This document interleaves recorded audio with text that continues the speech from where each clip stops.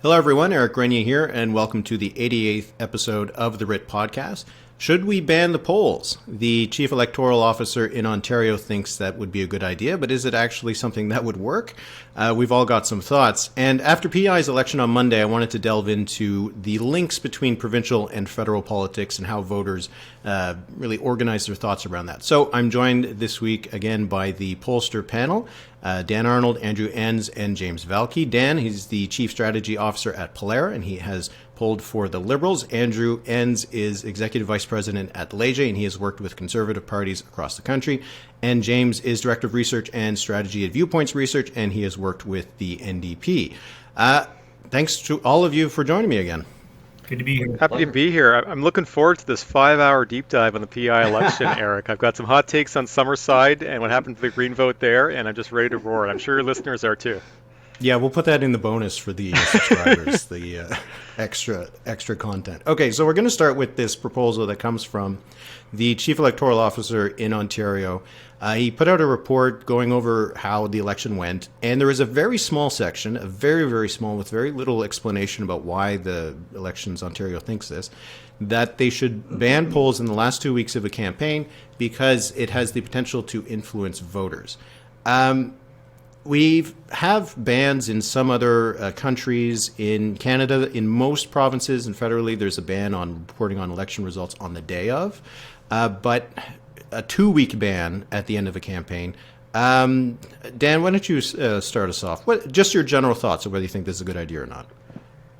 Yeah, this is probably going to turn on to a bit of a pile-on against the Chief Electoral Officer here. So maybe off the top, in the defense of the report, I will say I did read the report, and I think there are some good recommendations in there on improving voter access. There's some interesting recommendations on extending the writ period, having E-Day when schools aren't in session, which would mean weekend voting likely, changing subsidies for parties. I don't know if I like all of them or not, but I think those would actually be interesting things to have a public debate on. It might actually improve our electoral system. But instead, there is this dumb idea, and it is a dumb idea, about banning polls, and that seems to be what's kind of sucking up all the oxygen around this right now. So, as you said, I think what struck me is just it seems like a very flimsy, not well thought out proposal. In the report it says polls have the potential to influence election results by either motivating or demotivating voters. And right there, it says it can motivate them. And in a close election, polling would probably therefore boost turnout based on this rationale. So, if the whole argument is just that polling has an influence, a lot of other things have influences too on election campaigns. So does advertising. And the same report is actually proposing to lift the advertising blackout that currently is in effect the last day of the election in Ontario. So that's almost counter to this other proposal. So, if you're going to be consistent, you would say ban advertising, ban lawn signs, ban media reporting, and just have a 28-day campaign that involves nothing other than question period, because we know that doesn't actually impact voter behavior. It's probably one of the only things that doesn't impact voter behavior. So that's my proposal to replace elections with, because clearly influencing voters and their behavior is a bad thing in the eyes of the Chief Electoral Officer. Yeah, maybe we can all just be in a bubble. Not be told anything about politics, and just everybody can be fed a platform, and at the end of it they have to vote, and that'll be it. Andrew, what do you think about this idea? Well, I'm with Dan. It's not a very good idea.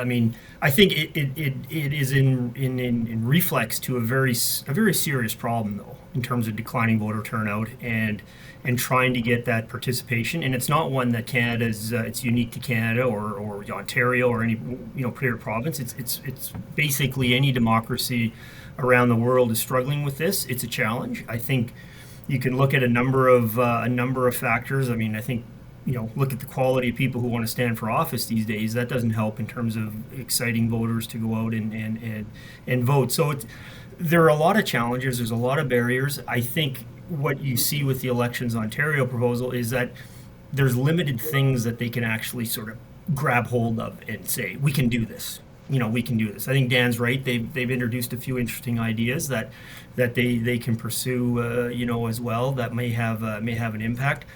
I think it's dangerous when you start making these kinds of decisions based on one election. Elections are completely different. 2015, we had great voter turnout. We had great participation. I don't think you can point to any of the polling or anything like that. There was just enthusiasm. There was a change. People had, the one thing I'll kind of finish on this because I don't want to sort of repeat what Dan had to say, but I do find it interesting that we had a PEI election that we're going to talk about.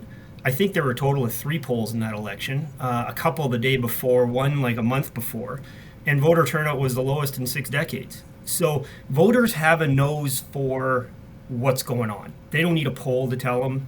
If they think this thing is kind of sleepy and they're just not motivated, the polls are basically just confirming what they already know. And I think that's the danger here, right? And I think we lose a lot when we take away polling in terms of and we'll talk maybe about what other participants in elections think. But I think polls, there's other benefits to sort of having them as part of this campaign field.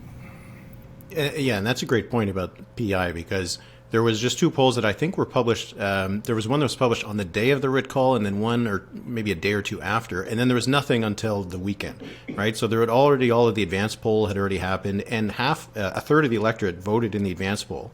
And everybody knew that the situation was what it was. They didn't need a poll to say that the PCs were dominating.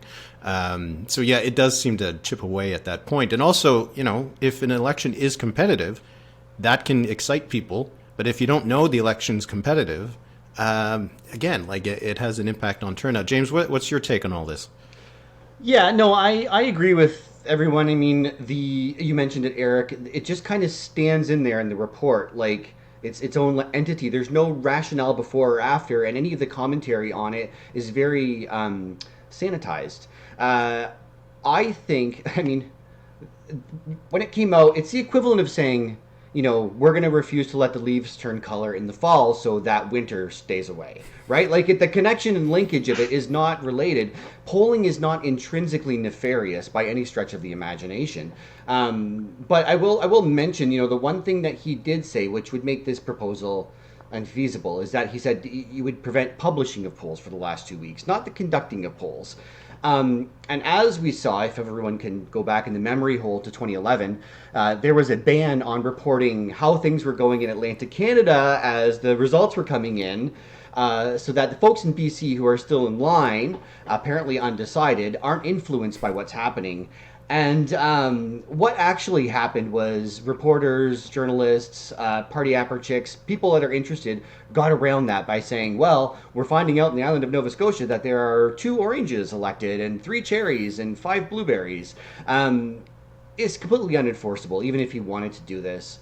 What I think may have happened is this chief electoral officer saw the results of the last provincial election and threw stuff against the wall and see what stuck. And like Dan had said, like there are some really interesting proposals in there about changing election dates or really opening up the voting period to letting people vote more often and more conveniently that I think might affect some of those turnout results. But banning pollings from being published is just, that's not going to happen. It's not feasible. Yeah, the goal is laudable. It just seems that the diagnosis was, in terms of one of the problems. There was a tiny mention. It said that, I guess they'd done a survey, and it said 10% of respondents said that the reason they didn't vote was because of election services, more or less. Like they were more or less saying that only 10% of the turnout problem was our fault. 90% was because people didn't want to vote, they didn't care, or because of the polls. So it does seem like they were trying to find something to do. But out of all of the solutions, this doesn't seem to have been one that was thought out, because there has been research into the effect of polls, and it's not exactly conclusive anyway, right? So it just seemed like as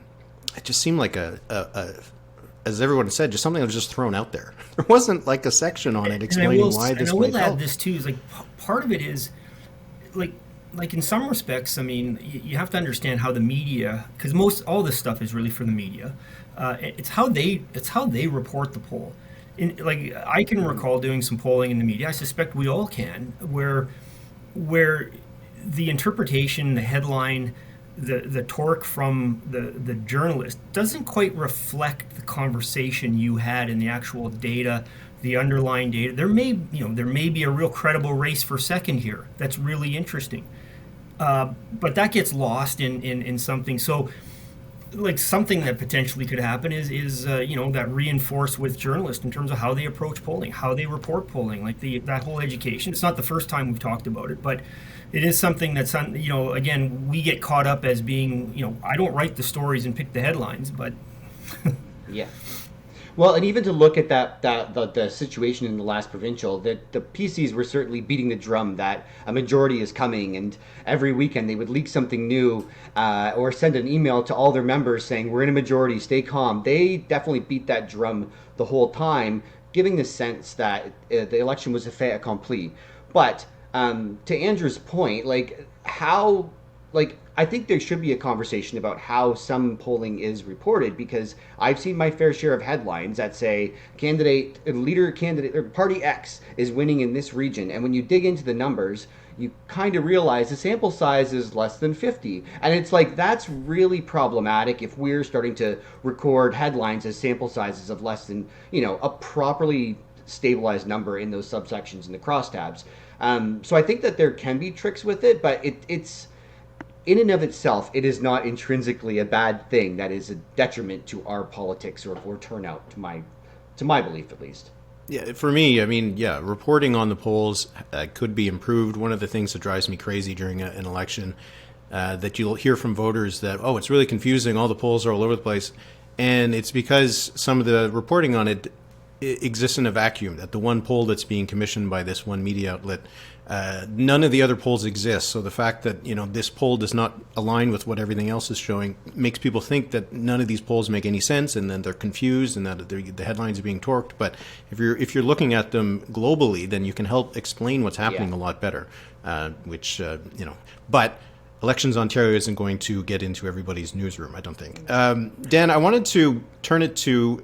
So all of your experiences. Now, you've all worked on the other side, right? You now all work for public-facing companies that do some work for parties, maybe, or have in the past. But you have also worked on the other side, where you were the one either looking at or conducting the polls that were being reported internally.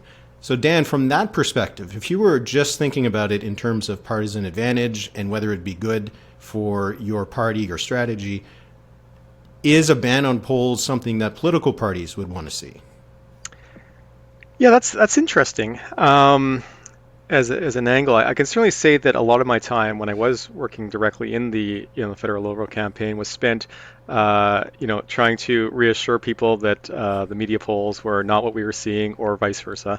I get a lot of calls from candidates who say, Eric Grenier's projection says that I'm losing. Is this true? Or Eric Grenier says that I'm competitive. Why aren't I getting more resources? So, clearly candidates do look at the public polls and how they are interpreted and what it all means. And I do think it causes a lot of anxiety at times on campaigns when you're kind of trying to triangulate between what you're seeing versus what the media polls are showing. So, I think it's hard to say what the impact would be, because I think ultimately if there weren't public polls, the parties would be bluffing. They'd be talking to journalists on background and saying, our internal polls show this, or they'd be leaking internal polls to various places and trying to sort of play up whatever narrative they wanted to play up. So I think you'd probably get into a situation where we'd still all be talking about the polls, but it just wouldn't be accurate, or it would be kind of with a lot more cloaked and daggered than it is currently, when at least there are public polls out there for people to compare to. One of the reasons I don't like doing, and I don't do any more individual riding projections, that I didn't like MPs telling me after the election, hey, you said I was going to lose. I didn't enjoy that very much. James, a question for you for the New Democrats, from the New Democratic perspective, because strategic voting is always a bit of a problem for the NDP at the end of the campaign. The Liberals will say that, look, we're the only ones that can win or that can beat the Conservatives, so you have to come to us. Would the NDP like a scenario where there was fewer public polls? Well, I kind of smiled when you asked that question, because the parties that are leading the election probably don't want to ban on polls, but those that see their numbers and their momentum slipping might want to ban on polls for the last 2 weeks. I don't know I think the thing here is that parties will glom on to a poll or a regional thing and really pump the tires on that to give it more attention than it deserves, and they will selectively ignore certain other polls that say tell a different story. So I don't think it's clear cut. I think, from a New Democrat point of view, there's all sorts of different things at play across the country. If we're Ontario-centric focused, there might be situations where that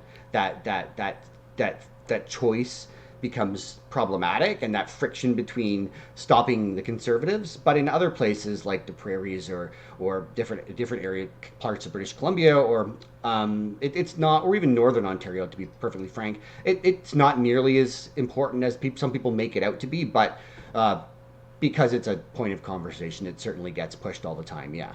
But if it wasn't for the polls in Quebec in 2011, would the NDP have been able to get up to 43% of the vote or whatever it was in the end? Because I think that campaign for a lot of Quebecers, the polls said, like, oh, actually, I can consider the NDP this time. Yeah, that was a sea change for sure. And while it did move the numbers in Quebec, there was certainly a movement there. It didn't actually move quite as substantively in the GTA, right? The New Democrats still only came out with 8 seats that election, hoping to get more. They didn't have any in the 905 region at Brampton, Mississauga. So it moved in that specific region, but it didn't quite, maybe some argue that just one more week of campaigning would have helped that a lot. But it didn't seem to move those numbers as forcefully as some people would think they are. All right. So, sorry, Dan, I didn't want to bring up 2011, just make you feel uncomfortable. But, Andrew, for the Conservatives, not really from the Conservatives, but from a party perspective, if there were fewer media polls out there, could the narrative be controlled a little bit better from a party perspective, or would it be more unpredictable? I don't know whether one way or the other, quite frankly. I mean, I know, like lots of leaders I've worked for, first of all, they claim never to read the polls and believe the polls. There's only one poll that matters. It's on election day. And then, of course, you're peppered with 100 questions why your poll, as Dan said, doesn't align with what, the last presentation you did. Part of the problem is in a lot of cases, I'm sure the case with James and Dan, media polls are nationally or a province, and we're quite often not polling nationally or a province. So your first thing you're trying to do is sort of a round hole in a square peg, because it's not the same. It's just not the same. But they just want to know. So I think, to Dan's point, it can cause a lot of internal grief sometimes when you're trying to explain that sort of thing.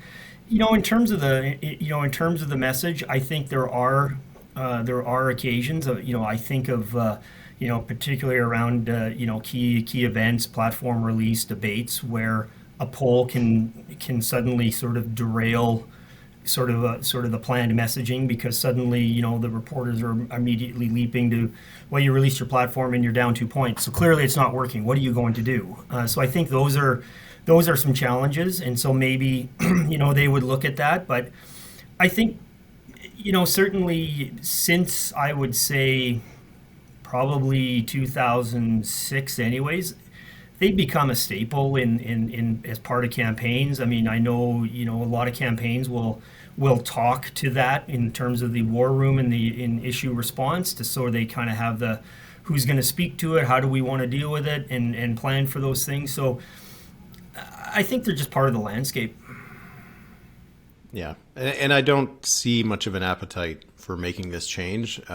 So probably this will go away, and we'll have polls in the next Ontario election campaign. Okay, so I do want to talk about provincial federal politics. Now, there was the PI election earlier this week. PCs won, big victory for them. The Liberals finished second, but with a really low vote, and the Greens finished third, despite getting a few more votes than the Liberals. I don't want to talk exactly about the PI election results, so if any of you have any insights, I'd be happy to hear them. But I want to talk about the differences between federal and provincial politics when it comes to voter behavior and how voters think about the two parties when they're going to the ballot box. Because in most provinces, they at least share the same names and colors. So I think for a lot of voters, that more or less says they're the same.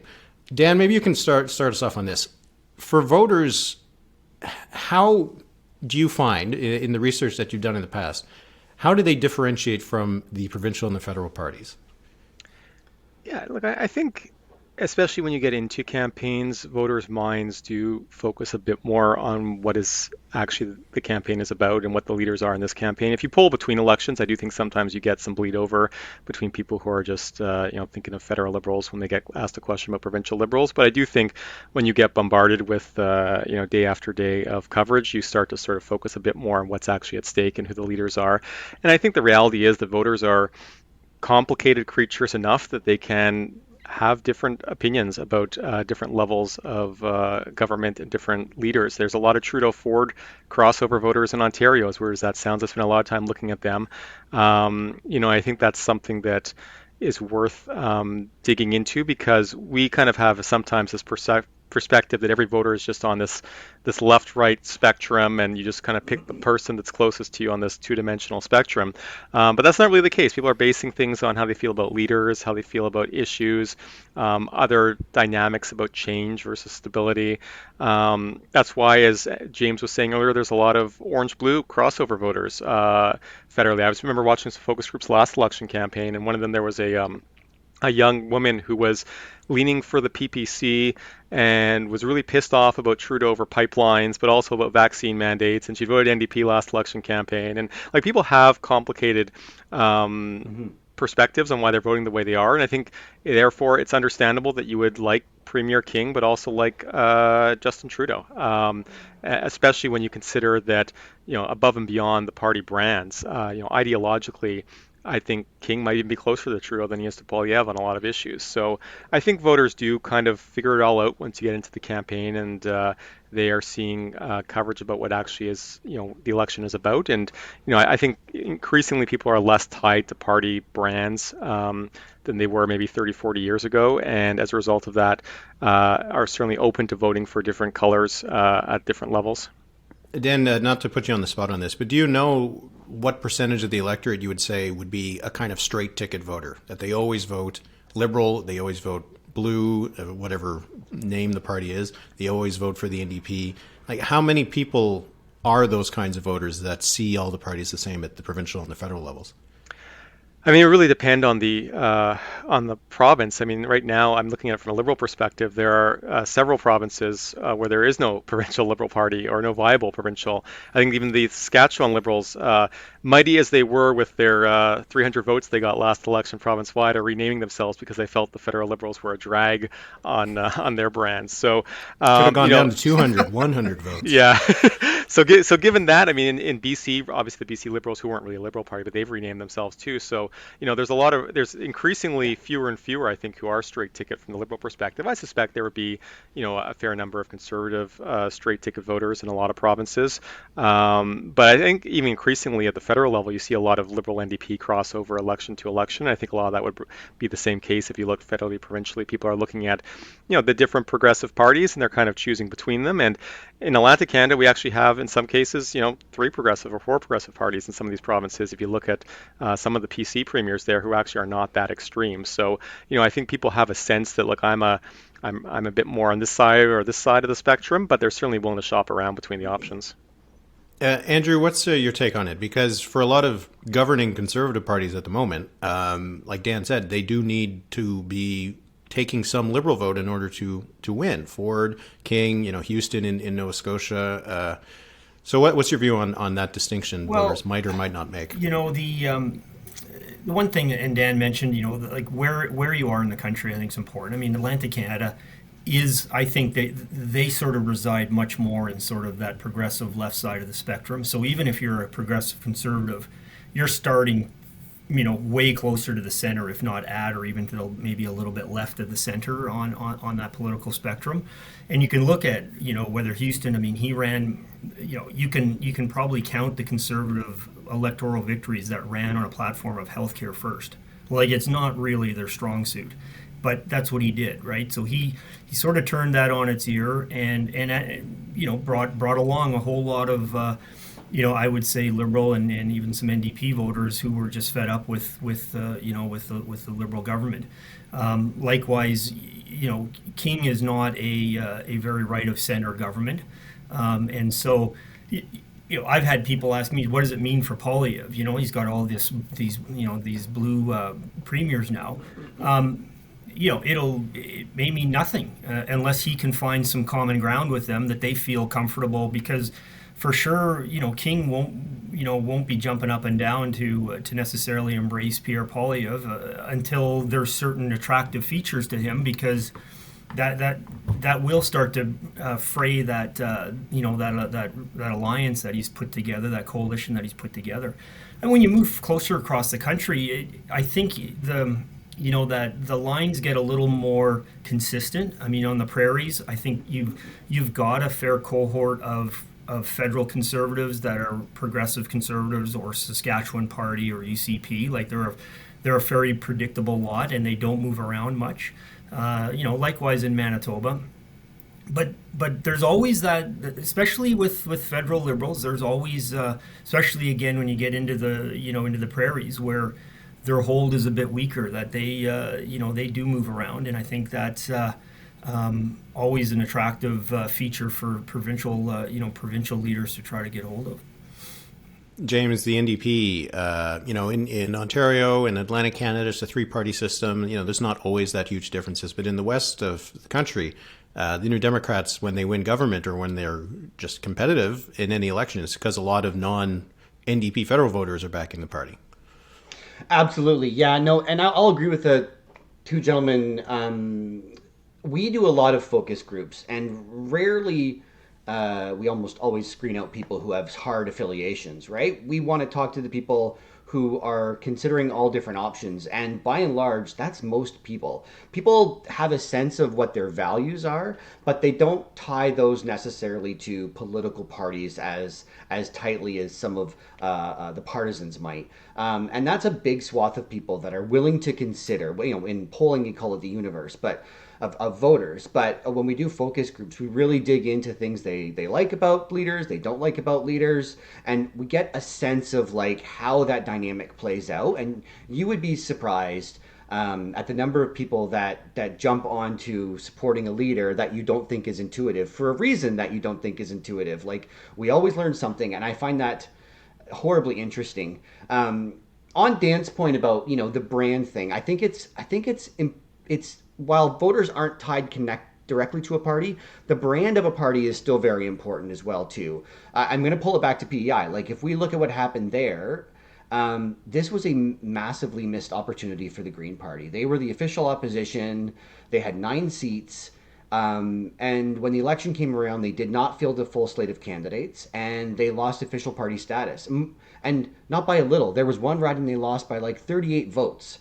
And official party status is money, that's funding, but moreover, they missed an opportunity to form a government.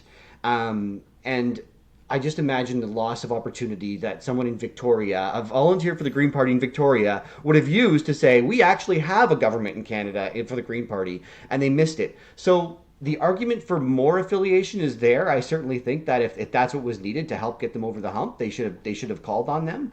But it also kind of drags down the brand as well too. Yeah, I mean, when it comes to like different affiliations, New Democrats, I think, are the provincially most affiliated with the federal party, except for in Quebec, but otherwise they're all quite affiliated. So yeah, like memberships are shared, right? Yeah, from the province it's organized, but Dan had said like the BC Liberals are in the midst of changing their name to the BC United Party, I think. But for New Democrats, it's a pretty consistent brand across the land. Right. Okay, let's talk, delve in a little bit deeper for each of the parties and what this means. Dan, for the Liberals, still competitive federally in polls, but provincially, it's a series of really problematic results. And as you mentioned, in Western Canada, starting to literally be erased from the map. Is that a problem for the Liberals federally, that the provincial parties seem to be in a weak cycle right now? So I think in terms of just vote intent and how voters think during election campaigns, no. I think it's actually usually helpful when you have parties in power from other stripes at the provincial level if you're a federal party running for the election. Certainly in 2019, we were running ads across Ontario that showed Andrew Scheer bear-hugging Doug Ford. Last campaign, we had Aaron O'Toole shaking hands with Jason Kenney in a lot of our ads as well, too. So there are certainly times when it's nice to have somebody in a provincial level that is not friendly with you, who is not popular, that you can kind of play off against. So I don't think it necessarily hurts them when it comes to, say, the next election campaign. I do think we've talked a lot about this in terms of vote intent. I think there's an organizational question that James was sort of alluding to as well there too, that does worry me a lot more long term. In some respects, provincial politics is kind of like the AAA team.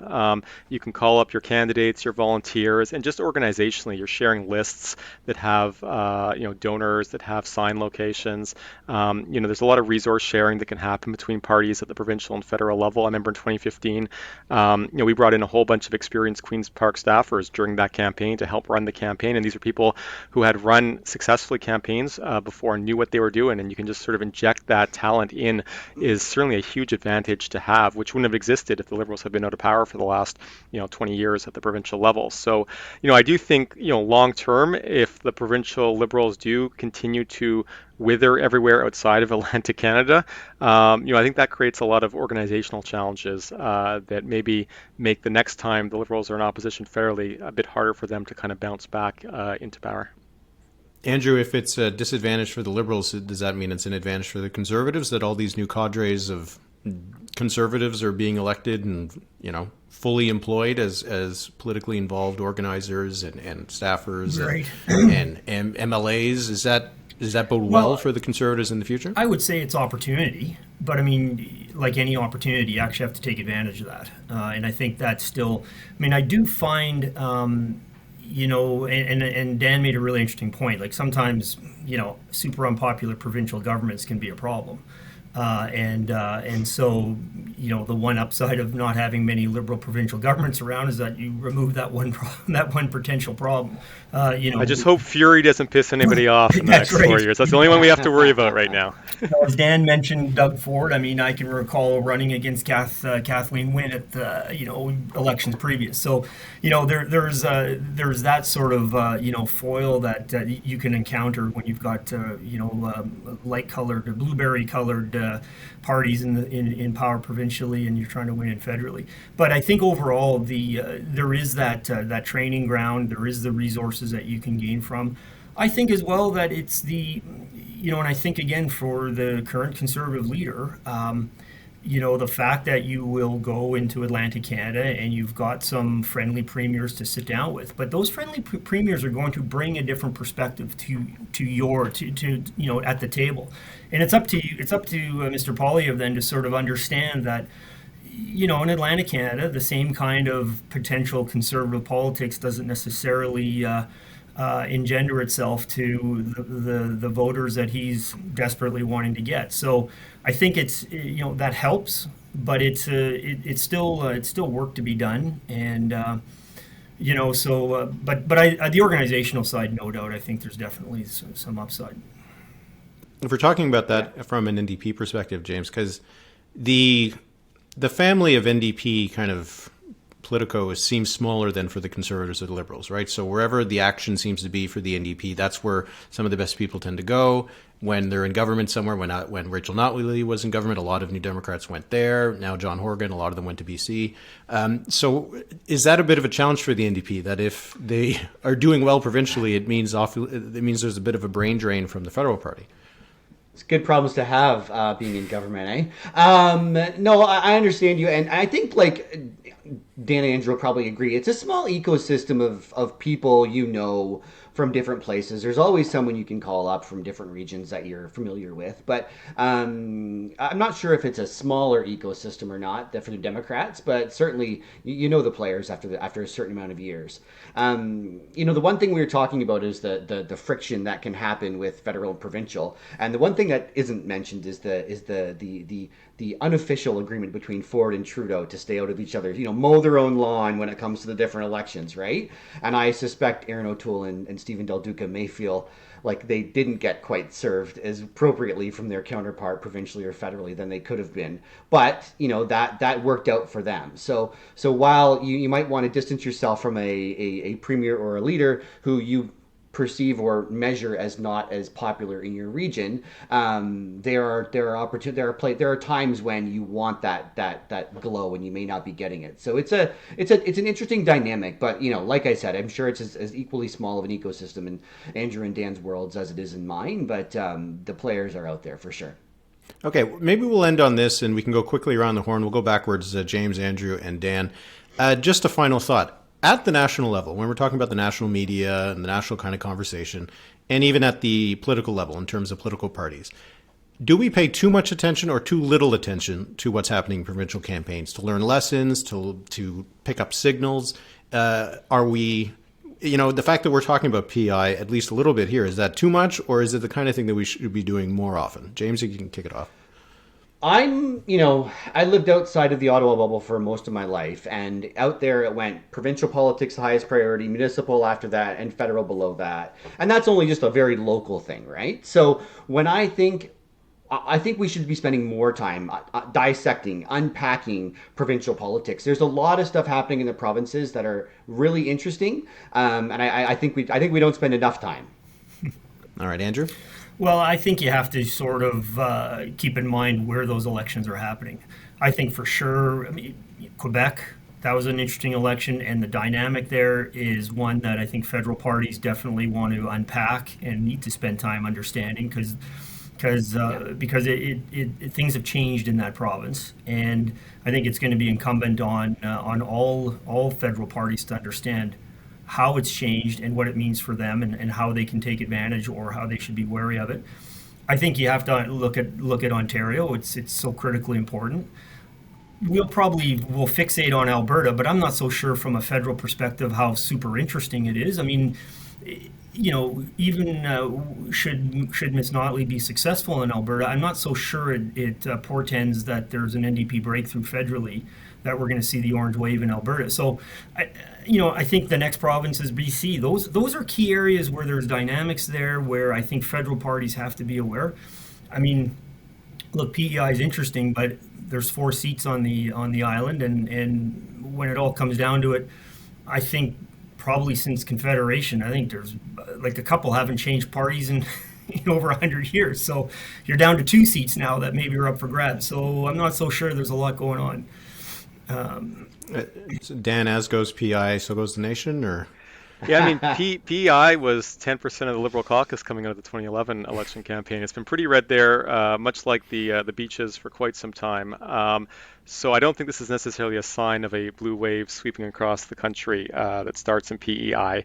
I would generally say that there's not a lot you can gain in terms of predicting future elections based on what happens provincially. If you were basing your bets in Vegas on, based on a provincial election, what's going to happen federally, I think you'd lose more money than you would win, just because there is, for either happenstance or for other reasons, there seems to be a lot of alternates, especially in Ontario and other provinces too, where different parties are in power at different levels. So I wouldn't necessarily look at provincial elections as a prediction of what's going to happen, but I think it's worth paying attention to them because there's a lot of lessons you can learn in terms of tactics, in terms of campaign strategy, and a lot of lessons that I think can be applied to other levels in terms of what a good campaign looks like. And I think we can all learn some lessons that can certainly be applied to the federal level from what goes on provincially.